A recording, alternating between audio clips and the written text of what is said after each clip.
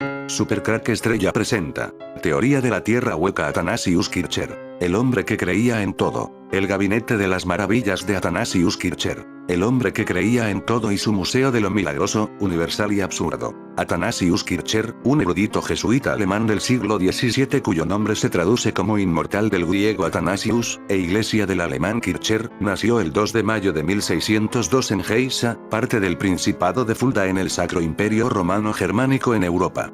La familia de Kircher, la menor de 9 hermanos, era devotamente católica, una afiliación religiosa complicada en un momento en que el protestantismo era más popular y estalló la guerra entre católicos y protestantes luteranos y calvinistas en la forma de la Guerra de los 30 años, 1618-1648. Kircher no solo vivió un período de guerra, sino también de quema de brujas y peste. Cuando Kircher era joven, fue admitido en el colegio jesuita de Paderborn, donde estudió griego y hebreo y, en menos de 2 meses, dominó el plan de estudios de filosofía natural y completó su noviciado en 1620, un logro impresionante en tan poco tiempo. De hecho, en su autobiografía, publicada póstumamente en 1684, Kircher no fue nada modesto acerca de los logros de su propia vida, no todos de los cuales fueron de naturaleza académica. Incluyó historias sobre milagros de la infancia y la adolescencia en las que sobrevivió a situaciones imposibles gracias a la intervención divina, como escapar de una estampida de caballos y quedar atrapado en una rueda hidráulica donde casi se ahoga, curarse sin tratamiento de una hernia potencialmente mortal y evadir con éxito la misión de un obispo mentalmente inestable.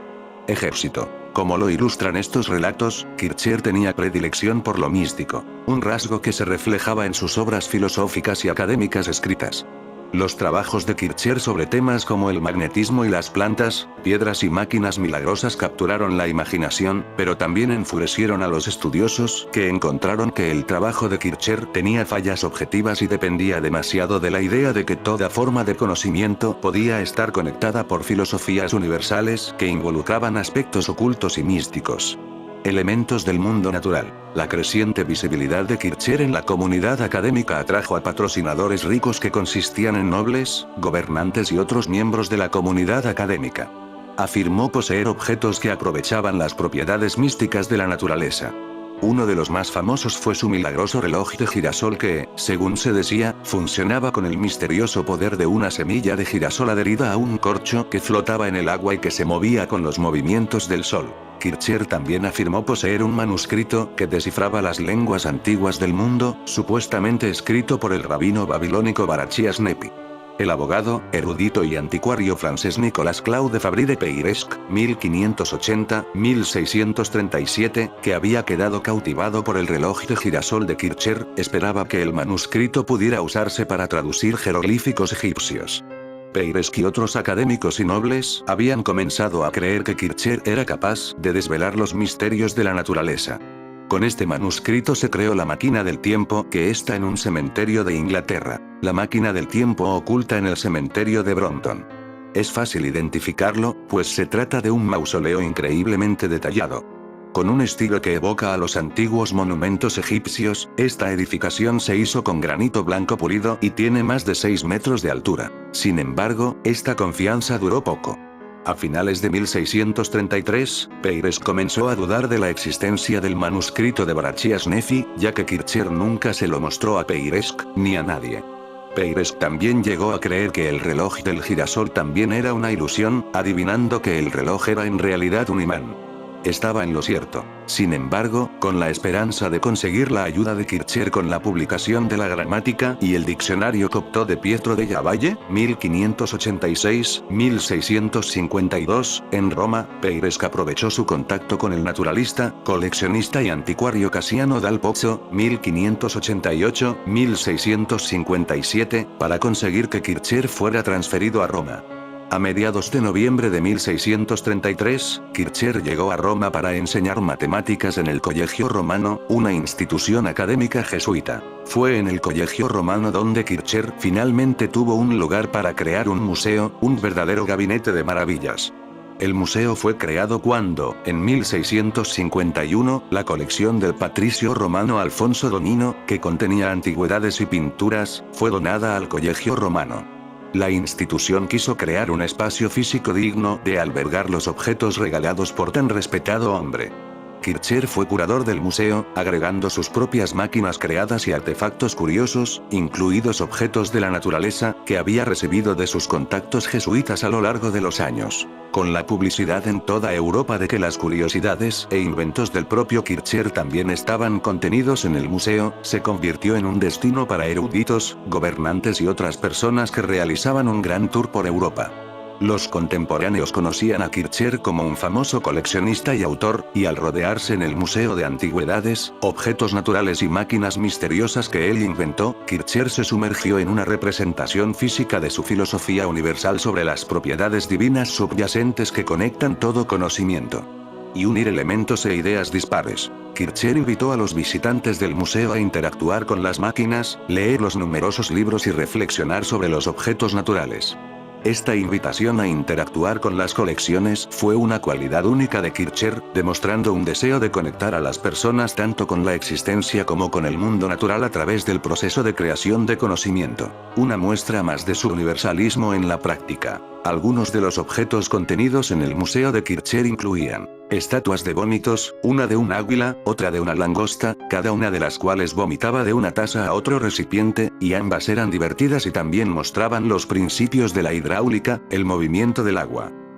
Piedras de serpiente de la India que se suponía que extraían el veneno de una serpiente cuando se presionaban contra la mordedura, no había pruebas de que funcionaran. Huesos de una antigua raza de gigantes, que en realidad eran huesos de mastodontes, desconocidos en ese momento. Un órgano impulsado por un tambor que tocaba todo tipo de cantos de pájaros. Un espejo cóncavo convexo muy grande junto con una serie de otros espejos que parecían mostrar fantasmas en el aire. Y muchos más inventos, máquinas, estatuas y otras curiosidades. Giorgio de Seppi creó un catálogo de los artículos en 1678.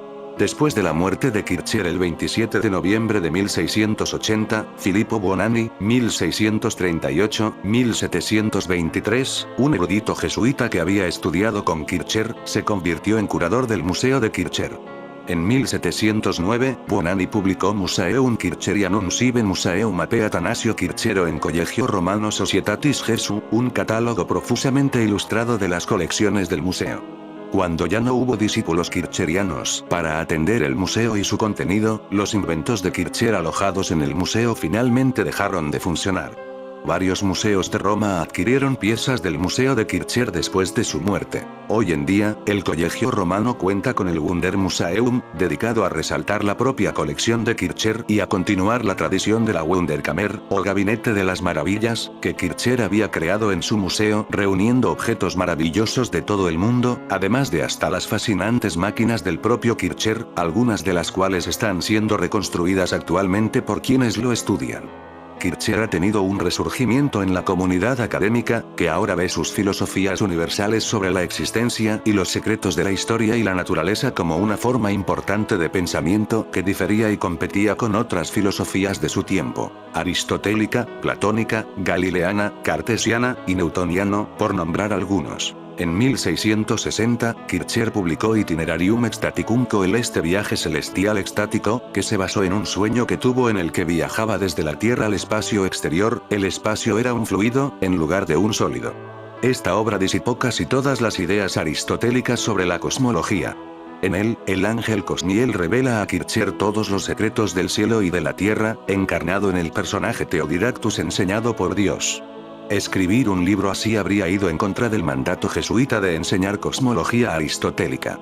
Cosmiel describió un universo inconmensurable, en contradicción con lo que otros filósofos como Johannes Kepler, 1571-1630, y Galileo Galilei, 1564-1642, se atreverían a postular. En una época en la que los eruditos buscaban crear reglas y filosofías científicas estrictas y rápidas sobre cómo funcionaba el mundo, Athanasius Kircher creía que el mundo todavía contenía misterios divinos y propiedades mágicas, lo que inspiraba asombro en los lectores contemporáneos y modernos de sus obras. A finales del siglo XIX, el 25 de octubre de 1888, nació Richard Evelyn Byrd en Winchester, Estados Unidos. Byrd llegó al mundo en el seno de una familia de buena posición económica del estado de Virginia. A los 20 años, Byrd ingresó en la Academia Naval de los Estados Unidos, en la que se desempeñó con honores. Durante la Primera Guerra Mundial, desarrolló una destreza sin igual para volar sobre el agua. Los viajes de Byrd en estos primeros hidroaviones, sin puntos visuales de referencia como ayuda, lo llevaron a experimentar con una serie de instrumentos científicos, que van desde indicadores de deriva hasta sextantes de burbujas. Todos elementos que sentaron las bases para el posterior primer vuelo transatlántico, realizado en mayo de 1919. Más allá de los descubrimientos comprobados empíricamente, distintos autores retomaron la vida de Byrd y analizaron algunos misterios del almirante. Por ejemplo, el supuesto diario de viaje donde habría documentado la existencia de un mundo paralelo. En The World Beyond the Poles o El mundo más allá de los polos, Vantage Press, 1959, el autor ítalo-estadounidense F. Amadeo Giannini instaló la idea de que Byrd había escrito un diario secreto en el que narraba experiencias extraordinarias durante una expedición al Polo Norte en 1947. Experiencias que involucran desde seres de otro mundo hasta animales prehistóricos. De acuerdo con el texto de Giannini, Byrd se habría encontrado con un alienígena humanoide que le advirtió de que la humanidad debería elegir el camino de la paz y apartarse de las guerras. Del mismo modo, el autor señala que el almirante pudo contemplar tierras sin hielo y con vegetación y formas de vida animal. A medida que se avanzaba más allá del punto polaco, se observó directamente bajo el curso del avión tierras y lagos sin hielo, y montañas donde el follaje era abundante. Además, una breve reseña periodística del vuelo sostuvo que un miembro de la tripulación del almirante había observado a un monstruoso animal de color verdoso que se movía a través del matorral de esa tierra más allá del polo. Se puede leer en el libro de Giannini. Raymond W. Bernard, seudónimo de Walter Siegmeister, es un autor relacionado con la medicina alternativa, el esoterismo y un pionero del fenómeno ovni. Como Giannini, Bernard también analizó los vuelos más allá de la Antártida de Byrd. En su publicación de Oyoe Earth, The Greatest Geographical Discovery in History, La Tierra Hueca. Informe sobre un mundo oculto, Editorial Alfa Argentina, 1969, Bernard describe las etapas de un supuesto descubrimiento geográfico realizado por Byrd. Una extensión de tierra desconocida en el interior de las cavidades polares. Como se desprende del libro, Byrd habría sostenido que el descubrimiento se mantuvo en el mayor secreto internacional, luego de un anuncio de radio transmitido desde su avión y de un breve comunicado en la prensa de aquellos días. Enero de 1956. El 13 de enero, algunos miembros de la expedición estadounidense efectuaron un vuelo de 2.700 millas, partiendo de la base de McMurdo Sound, 400 millas al oeste del Polo Sur, y penetraron en una tierra que se extiende más allá del polo, reproduce Bernard. Según el autor, Byrd escribe en su diario que en el interior de la Tierra hay lagos, ríos, vegetación y vida animal y, entre otras cosas, que la temperatura es de unos 20 grados. Que su avión fue saludado y escoltado por platos voladores que los condujeron, a su vez, a la presencia de los reyes que gobernaban el reino de subterráneo de Agartha. ¿En qué creen los defensores de la teoría de la Tierra hueca? Aquellos que defienden la teoría de la Tierra hueca manifiestan que existe un sol interno cubierto por el manto terrestre y que, al igual que en la capa exterior, se dan las condiciones favorables para que haya vida. Según los creyentes en esta teoría, para poder llegar allí, el camino más favorable es hacerlo por supuestas aberturas dispuestas en cada uno de los polos. Algunos llevan la idea al extremo y hablan de la existencia de una raza alienígena que vive en el interior de nuestro planeta. Los adeptos a esta corriente sostienen que se ha silenciado el tema, que las investigaciones científicas no pueden desacreditar esta teoría al día de hoy y que no se ha podido realizar una perforación lo suficientemente profunda de la capa superior terrestre. Teorías y conspiraciones sobre el interior de la Tierra. Ya en el siglo XVII, el científico Edmond Halley, quien dio nombre al famoso cometa, formuló una teoría sobre la composición de nuestro planeta. Según su postulado, la Tierra estaba formada por varias esferas concéntricas huecas, con un centro de lava que hacía las veces de sol interior. Años después, el sacerdote y científico Athanasius Kircher elaboró una hipótesis en la obra Mundus Subterraneus Quo Universae de Nike Naturae Divitiae. La Tierra era hueca y estaba habitada en su interior.